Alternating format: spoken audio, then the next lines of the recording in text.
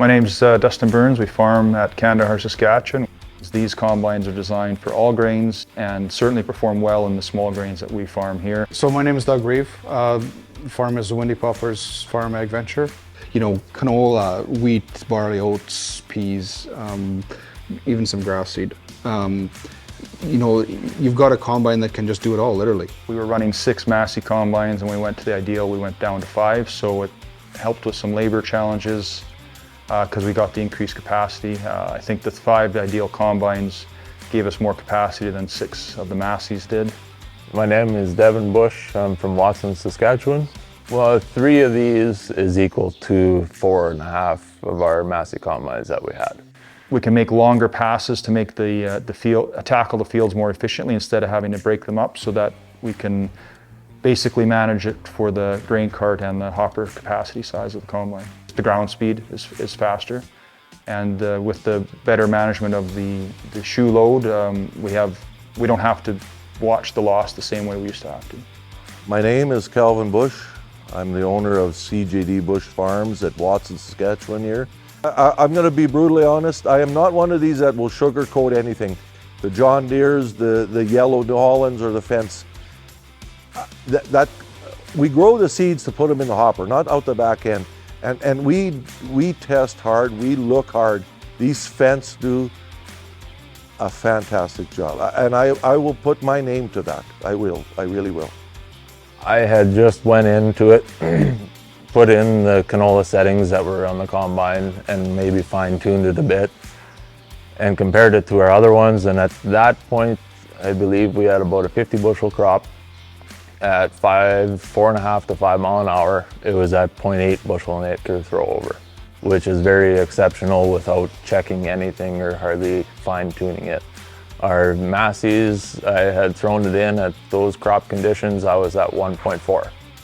So right then and there, I was happy. The balancing of the cleaning shoe load is the big thing that the ideals managed to do. So mustard's an unusual crop. It's not the same as canola, but we did a drop pan test and registered less than a 1/4 bushel loss. So that's, you know, when mustard is high value, that's a really big deal. Just from the seat of the combine, you can tell that it's performing.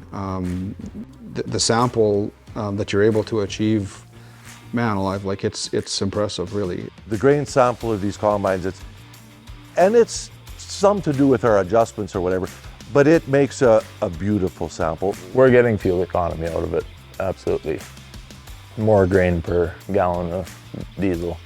You know, you want to talk about the machine itself. So you've got fuel efficiency, huge gains to be had in fuel efficiency. These combines are incredibly efficient, especially compared to some of the previous demos we've done with other manufacturers, and of course farmer stock. We all know what other colors are running for fuel consumption, and these are substantially better for sure.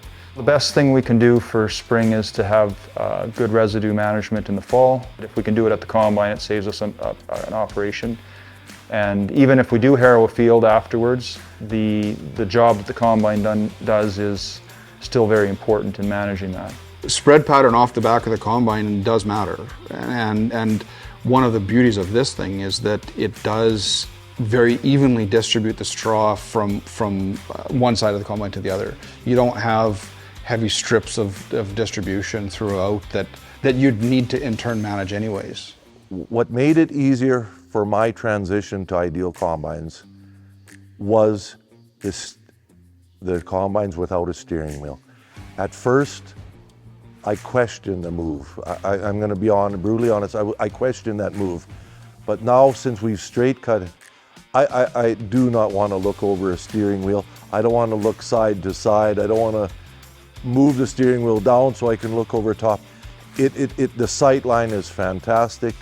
I wouldn't go back to the steering wheel after having a joystick, because I ran that one for the first year that we had the joystick, and I would not go back to simplicity and just the quicker turning, everything to do with it. The Gold Star program that Fendt has rolled out probably is a part of the reason we went to Fendt. And so what Ideal did for us with regards to maintenance of combines was basically eliminate it, to be honest. The costs are just known. for the years that we have that program, we don't have to worry about the oil filters or the engine oil or anything unforeseen. It's very fixed cost, and it's predictable. I would like to tell other farmers is talk to somebody that's running a Fendt.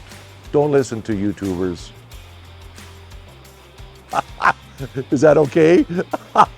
You can use that, okay? I would say don't even watch those videos because they're a total different combine than what they were back then.